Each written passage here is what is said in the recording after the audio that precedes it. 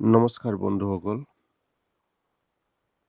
আপোনালোকক চান agro engineer Assam তৰফৰ পৰা স্বাগতম জনাইছোঁ। আজি মই আপোনালোকক এটা কথা সুধিব বিচাৰোঁ। আপোনালোকৰ ৰাইচ মিল আছেনে বা কিনিব ভাবিছে নেকি? তেন্তে এই ভিডিঅ'টোহে আপোনাৰ বাবে। কিয় জানেনে? কাৰণ 2026 চনত মহিলাসকলৰ কাৰণেও চৰকাৰে স্কিম দি আছে। এতিয়া মই লাষ্ট উইক গৈছিলোঁ 10 লাখ টকা লোন এটা চেংচন কৰাবলৈ বকো ছয় গাঁৱত। তাতে PM-FM বুলি এটা স্কিম আছে, চেল্ফ হেল্প গ্ৰুপত ব্লকৰ জৰিয়তে কৰে। কিন্তু এতিয়া মহিলাসকলক ইণ্ডিভিজুৱেলো আপ টু 10 লাখ 15 লাখ যিমান হয় 5 লাখ 1 লাখ এই PM-FM স্কিমৰ জৰিয়তে দিয়ে। তাৰ গোটেই প্ৰচেছটো মই নিজে প্ৰেক্টিকেল গৈ কৰিছোঁ, বকুত গৈ কৰিছোঁ। এইটো 35% ছাবচিডি পায় আৰু আমাৰ মহিলাসকলে এইটো লোৱাটো বহুতে দৰকাৰ বুলি ভাবিছোঁ আৰু সেইকাৰণে মই ভিডিঅ'টো কৰিছোঁ। কাৰণ 2026 চনত চনৰ ৰাইচ মিলৰ বাবে এনেকুৱা কিছুমান স্কিম আছে যাৰ বিষয়ে বেছিভাগ ফাৰ্মাৰ বা ইণ্টাৰপ্ৰেনাৰ বা মহিলাসকলে এতিয়াও নাজানে।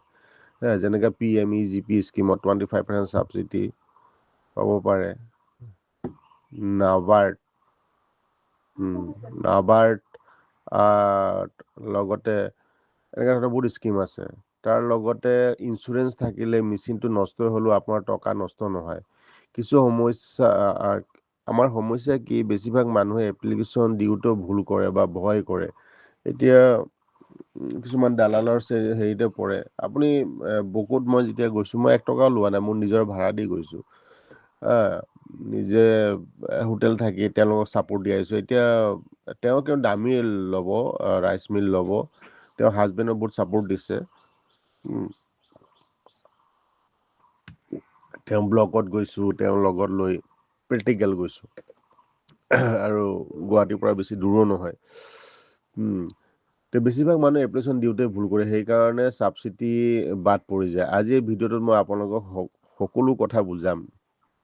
স্কিম কি, ডকুমেণ্টছ কি লাগে, এপ্লিকেশ্যন কেনেকৈ দিব লাগে আৰু ইঞ্চুৰেঞ্চ কেনেকৈ ল'ব লাগে।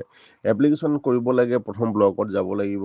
তাতে ব্লক মিত্ৰ বুলি যিটো মহিলা থাকে তেওঁক লগ কৰিব লাগিব, গোট থাকিব লাগিব সেই অঞ্চলটোত বা সেই গ্ৰুপটোত ৰেজিষ্টাৰ হ'ব লাগিব। তাৰপিছত ইণ্ডিভিজুৱেল এপ্লাই কৰিব পাৰে, ইণ্ডিভিজুৱেল এপ্লাই কৰি ল'ব পাৰে। আৰু মহিলা কৰিলেও হাজবেণ্ডে ছাপোৰ্ট দিলে আৰু ইণ্ডাষ্ট্ৰিটো ভাল হয়।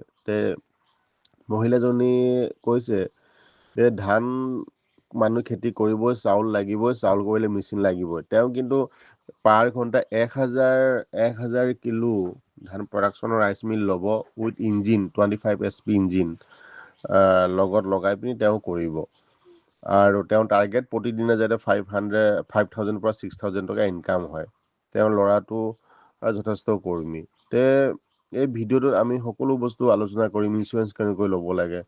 মোৰ নাম শ্ৰী প্ৰহ্লাদ দাস। মই চান এগ্ৰো ইঞ্জিনিয়াৰ আসামৰ তৰফৰ পৰা মই মেচিন দিওঁ।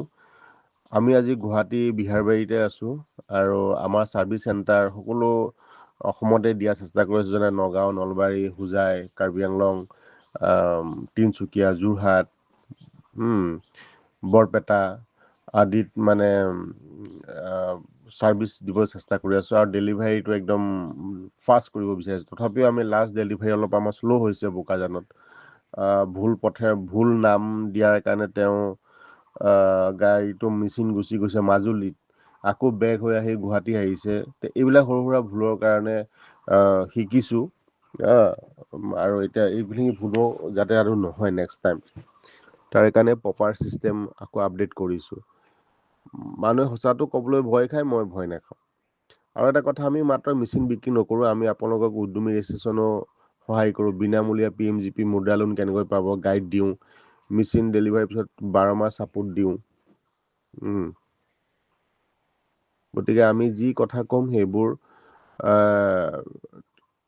থিয়ৰিটিকেল নহয়, প্ৰেক্টিকেল আমি কৰি দেখাওঁ। আৰু মই নিজে এই কাম প্ৰতিদিনে কৰোঁ, যাৰ কাৰণে আপডেট দিবলৈ মোৰ প্ৰব্লেম নহয়। ঠিক আছে, প্ৰথম কথাটো পাতোঁ চৰকাৰী স্কিমৰ বিষয়ে।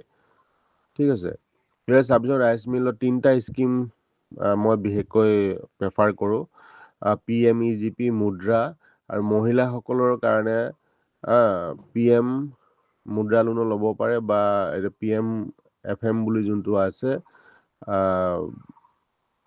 FME স্কিমৰ জৰিয়তে আপোনালোকে ল'ব পাৰে। এই 3টা লোনৰ পাৰ্থক্য কি জানেনে? PMGP মানে আপুনি ইণ্ডিভিজুৱেল কৰিব পাৰে, অনলাইনত কৰিব পাৰিব, DIC কৰে। আৰু PMFME হৈছে ব্লকৰ জৰিয়তে হয়, অকল এইটো মহিলা, পুৰুষৰ কাৰণে নহয়, মহিলাসকলৰ কাৰণে সেই স্কিমটো হয়। আৰু তাৰ গোটেই গাইড লাগিলে মোক আপুনি কমেণ্ট কৰিব তলত, মই গোটেই গাইড কৰি দিম। PMGP মানে হৈছে prime minister employment generation programme. আৰু এই স্কিমত আপুনি যদি আপোনালোকে ৰাইচ মিল বিজনেছ আৰম্ভ কৰিব বিচাৰে, চৰকাৰে আপোনালোকৰ প্ৰজেক্ট কষ্টত তাৰ 30% ছাবচিডি পৰ্যন্ত মানে ছাবচিডি দিব। মানে ধৰক আপোনালোকে ৰাইচ মিল ছেটআপ কৰোঁতে 5 লাখ টকা লাগে, চৰকাৰে 1,70,000 টকা দিব বিনামূলীয়াকৈ। এই লোনটো গ্ৰান্টাৰ বা ঘূৰাই দিব নালাগে, এই 175টো। কিন্তু ইয়াৰ বাবে কি কৰিব লাগিব? উদ্যমী ৰেজিষ্ট্ৰেশ্যন লাগিব, বেংক একাউণ্ট লাগিব, প্ৰপাৰ প্ৰজেক্ট ৰিপৰ্ট লাগিব। আমি চান এগ্ৰ ইঞ্জিনিয়াৰ আছামৰ ফালৰ পৰা এই সকলো কাম কৰি দিম বিনামূলীয়াকৈ। আৰু এতিয়া আমি মাইক্ৰ' ফাইনেন্সৰ 1 লাখ টকা দিবলৈ চেষ্টা কৰি আছোঁ, যেনে বন্ধন, RJFিনৰ লগত আলোচনা কৰি আছোঁ। তাৰ কাৰণে বেংক চেকবুক লাগিব, 12 মাহৰ কাৰণে ল'লে 12টা, যি গাইডলাইন আছে আৰু সেইখিনি মতে আমি আপোনালোকক ছাপোৰ্ট কৰিম। এতিয়া বিশেষকৈ ডকুমেণ্টছ কি লাগিব? আধাৰ কাৰ্ড লাগিব, আমাৰ কটেশ্যন দিব লাগিব, বেংক পাছবুক লাগিব, মিচিং ইনভইচ চিৰিয়েল নাম্বাৰ লাগিব। এইখিনি বহুত দৰকাৰী বস্তু। উদ্যমী ৰেজিষ্ট্ৰেশ্যন লাগিব, ঠিক আছে। পাছপোৰ্ট চাইজ ফটো লাগিব, লেণ্ড ডকুমেণ্টছ, ৰেণ্ট এগ্ৰিমেণ্ট লাগিব। আৰু শেষত লাগিব 2 বা 3 piece passport size recent photo, এই বছৰ উঠাই। এই ডকুমেণ্টছখিনি সংগ্ৰহ কৰি এটা লিষ্ট আমি আপোনাক চেকলিষ্ট দি দিম। সেই চেকলিষ্ট মতে কাম কৰি ছাবমিট কৰিব, ঠিক আছে। তাৰপাছত নেক্সট ভিডিঅ'ত আমি PMFM স্কিম কেনেকৈ অনলাইন এপ্লাই কৰিব লাগে, কেনেকৈ যাব লাগে,